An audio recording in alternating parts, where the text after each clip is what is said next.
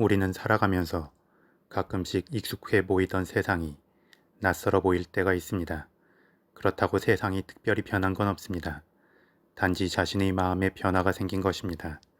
그렇게 자신의 마음이 변하고 나면 일상의 흐름을 멈추고 싶거나 아니면 훌쩍 어딘가로 떠나고 싶거나 아니면 자신만의 공간과 시간 속으로 숨어버리고 싶습니다. 이 책의 저자인 패트릭 브릭리도 평범한 인생 그리고 사회적 기준으로 볼 때 조금씩 발전하는 인생을 살고 싶었습니다. 그런데 가장 아끼던 형이 갑자기 암으로 죽으면서 모든 일상이 낯설어집니다. 주변은 아무렇지 않은데 자신만 외계인이 된 기분으로는 결코 일상의 다음 발걸음을 내딛기 어려웠습니다. 그래서 저자는 자신이 과거에 가장 편안했었다고 느꼈던 미술관의 기억을 떠올리며 메트로폴리탄 미술관의 경비원으로 숨어듭니다. 미술관에는 많은 작품이 있고 많은 이야기가 있고 많은 사람들이 있었습니다. 그 안에서라면 자신의 존재감은 한없이 작아질 수 있고 익명성 속에 숨을 수 있었습니다. 그렇게 유명한 미술 작품들과 비교할 때 전혀 관심의 대상이 될 수 없는 경비원이라는 직업과 새로운 일상 속에서 특별함 속의 평범함, 평범함 속의 특별함을 발견하고 서서히 자신을 치유해 나갑니다. 이 책은 미술 작품에 대한 전문 서적은 아닙니다. 다만 우리가 살아가면서 한 번쯤 느끼게 될 수 있는 상황과 감정을 미술 작품의 이야기를 담는 것처럼 글 속에 담았습니다. 그래서 사람들이 미술 작품의 이야기 속에 공감하는 것처럼 이 책에서도 공감의 코드를 발견하게 됩니다.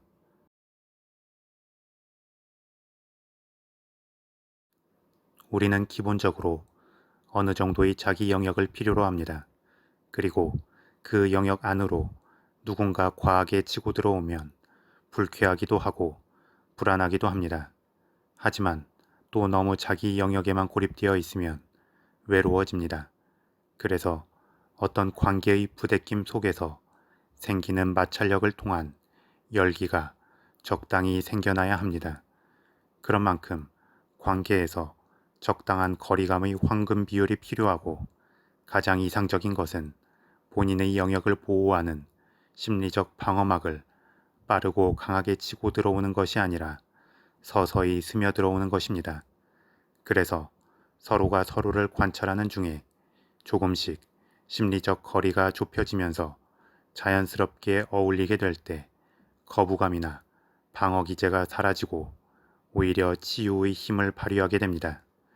저자는 미술관 경비원으로 일하면서 많은 미술 작품을 통해 그러한 자연스러운 거리 좁히기와 치유의 힘을 느끼게 됩니다. 미술관 문이 열리기 전의 30분의 시간은 그에게 찰나이면서 영원과 같은 시간이었고 미술 작품과의 절대적 거리감은 있었지만 상대적 거리감은 한없이 좁아질 수 있었던 시간이었습니다. 저자는 미술관이 확장되기 전에 596점의 작품 속에 8,496명의 사람들이 살고 있다는 것을 미술관에서 일하는 시간 속에서 자연스럽게 알게 됩니다. 어떻게 그 많은 작품 속에서 일일이 사람들의 숫자를 다 셀 수 있었냐고 의문을 가질 수도 있지만 관계의 시간이 깊어진다면 자신이 알고 싶지 않아도 자연스럽게 스며들어오게 되는 것들이 있습니다. 그렇게 저자는 미술 작품 속에 살고 있는 사람들, 그 작품 속의 사람들이 탄생한 역사와 그 사람들을 탄생시킨 미술가, 그리고 그것을 바라보고 공감하는 자신 등이 함께 어우러지고 교감하는 시간을 겪으며 조금씩 힘을 얻습니다. 그래서 저자는 어느 예술과의 만남에서든 첫 단계에서 필요한 것은 아무것도 하지 않는 것이라고 말합니다. 과하게 서로의 영역을 침범하지 않는 것입니다. 그렇게 자신의 눈이 그리고 작품의 눈이 서로를 충분히 흡수하고 나면 자연스럽게 예술은 우리에게 그 힘을 발휘하고 우리는 그 힘의 영향력을 느끼게 됩니다. 이를 통해 볼 때 수박 겉핥기식으로 빠르게 많은 미술 작품들을 훑고 다니는 것은 마치 길거리에서 수많은 사람들을 스쳐 지나가는 것과 같이 무의미한 인연의 엇갈림일 뿐이라는 생각이 듭니다.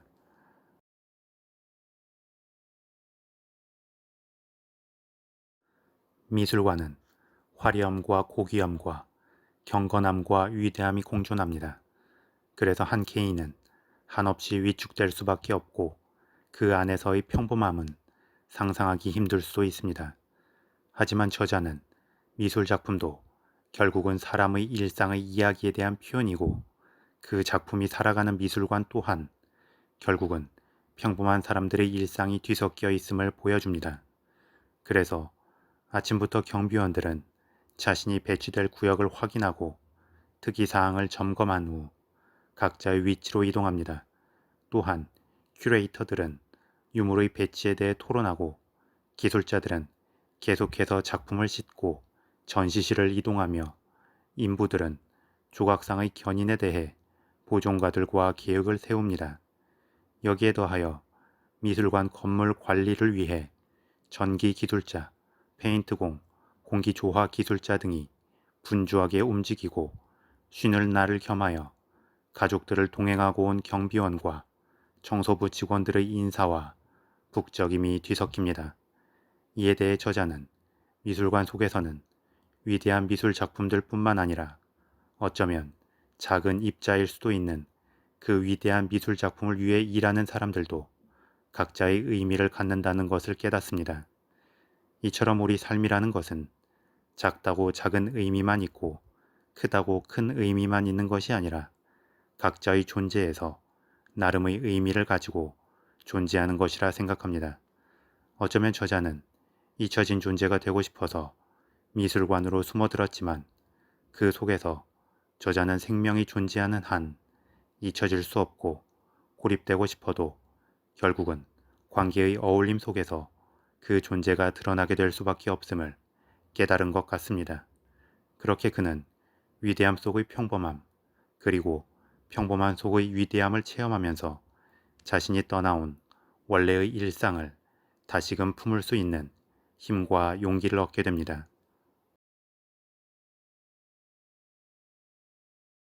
저자가 뉴요커라는 잡지사의 나름 유명한 직장을 뒤로하고 보통의 기준에서는 단순하고 평범해 보일 수 있는 미술관의 경비원으로 들어갔을 때에는 주변 동료들에 대해 특별하게 생각하지 않았을 것입니다. 오히려 좋은 직장을 버리고 온 자신에 대한 일부의 우월감과 특별함으로 주변의 동료들을 봤을 수도 있습니다.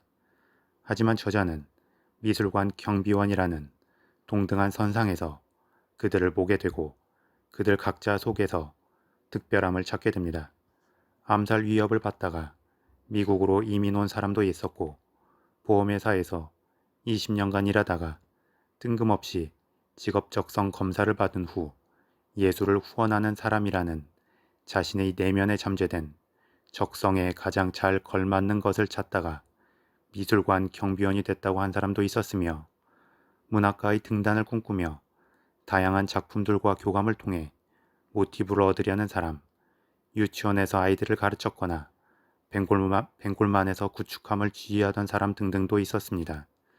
그들 각각은 저자처럼 애초에 미술관 경비원을 직업으로 꿈꾼 것이 아니라 나름의 일상이 있었고 또 나름에서 다른 일상으로 나아가는 과정 중에 있는 사람들이었습니다. 물론 미술관 경비원이란 직업에서만 헌신하면서 살아왔고 살아갈 사람들도 있었습니다.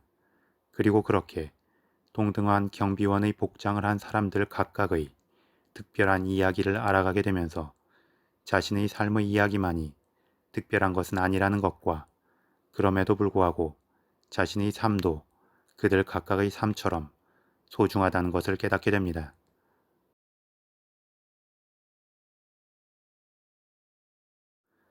저자는 미술관을 방문하는 사람들을 보면서 예술을 대하는 사람들의 태도에 대한 편향성을 느낍니다.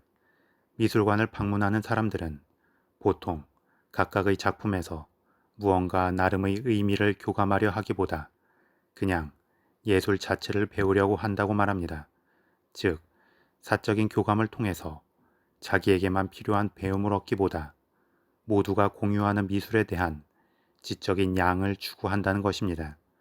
그래서 보통 미술관에는 모든 정답을 아는 전문가들이 있다고 단정을 하고 각 개인들은 감히 자기 나름으로 미술 작품을 감상하고 자신만의 배움과 의미를 찾으려 하지 못한다고 합니다. 위대한 미술 작품은 위대할 수도 있지만 또 그 작품들마저도 결국은 사람의 일상을 이야기하는 것입니다. 따라서 작품의 탄생 배경이나 그 작품의 미술사적 의미 또는 그 작가의 특별함 등을 잘 알고 설명할 수 있는 전문가는 있을 수 있지만 그 작품이 각 개인에게 어떻게 의미를 가질 수 있는지까지 설명할 수 있는 전문가는 없음을 저자는 지적합니다. 이는 결국 미술관의 작품들은 기본적으로 많은 사람들에게 공개되는 만큼 공적인 것이지만 그것과의 교감은 지극히 사적인 영역이 되는 것입니다. 따라서 저자는 전문가를 통해 작품을 보려 하는 것보다 각 개인 스스로가 가까이에서 작품을 이해하려 할 때 비로소 그 예술을 자신만의 사적인 영역으로 진지하게 받아들일 수 있다고 말합니다. 보통 사람들이 미술 작품을 바라볼 때는 중심이 되는 인물에 집중하게 됩니다. 그런데 저자는 시선을 확장하여 그 중심 인물의 둘레에 있는 많은 사람들을 관찰한다고 합니다. 그리고 그 속에서 무한한 다양성과 역동성을 느낍니다. 이는 아무리 중요한 인물, 중요한 사건이 특별하다 할지라도 결국은 주변의 일상은 또 일상대로 흘러가게 됨을 의미합니다. 그렇게 저자는 우리는 살아가야 하고 삶은 우리를 내버려 두지 않는다 라는 것을 깨닫게 됩니다. 아무리 삶이 낯설어지고 때로는 시련과 고통이 올지라도 사람은 어쩔 수 없이 다음 발걸음을 내딛어야 하고 주변과 어울리고 휩쓸리면서 살아가야 합니다. 그래서 이러한 것들을 느끼게 해준 이 책은 예술에 대한 책도 아니고 미술관에 대한 책도 아닌 우리의 일상과 삶에 대한 책이라 할 수 있습니다. 그렇게 우리도 때로는 일상을 벗어나 숨을 때도 있겠지만 꾸역꾸역 오늘을 살아내야 할 것입니다.